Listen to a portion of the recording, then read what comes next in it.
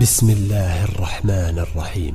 قل أوحي إلي أنه استمع نفر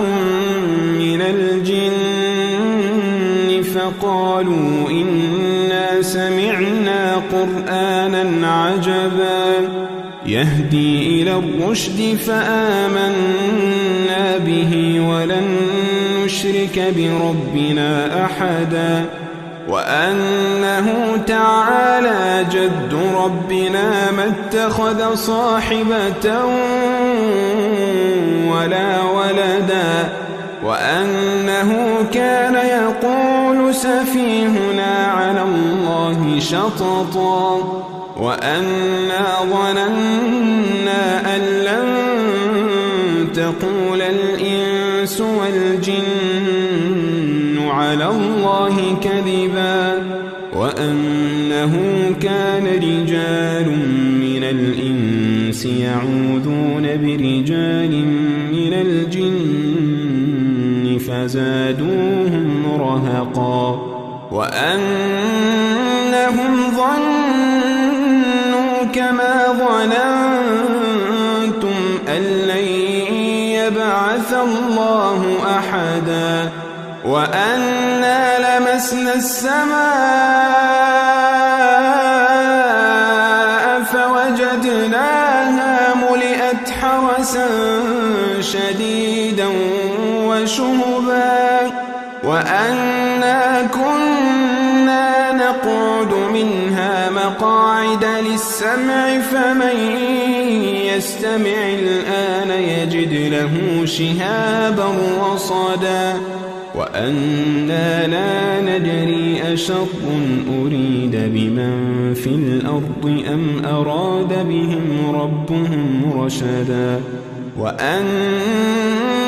منا الصالحون ومنا دون ذلك كنا طرائق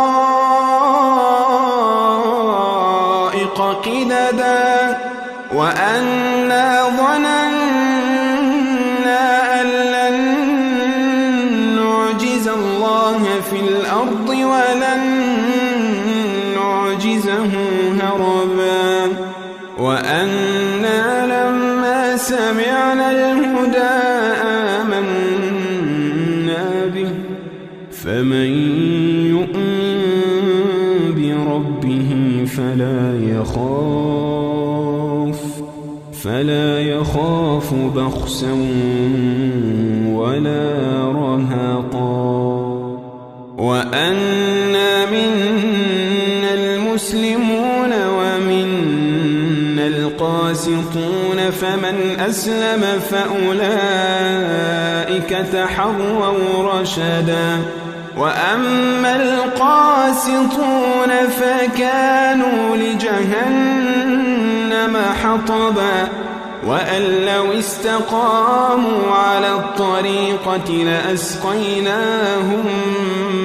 ماء غدقا لنفتنهم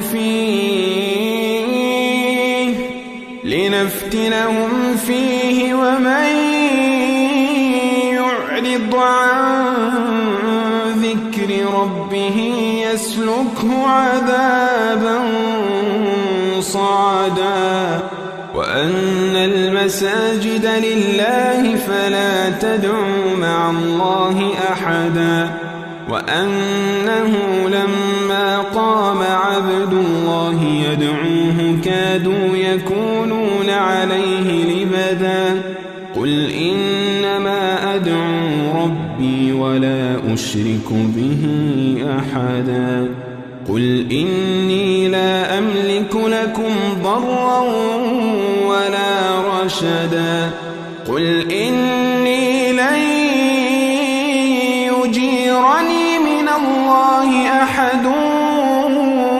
ولن أجد من دونه ملتحدا إلا بلاغا من الله ورسالاته ومن يعص الله ورسوله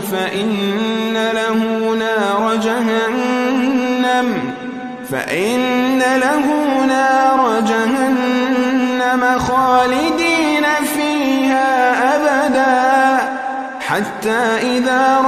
ما يوعدون فسيعلمون من أضعف ناصرا وأقل عددا قل إن أدري أقريب ما توعدون أم يجعل له ربي أمدا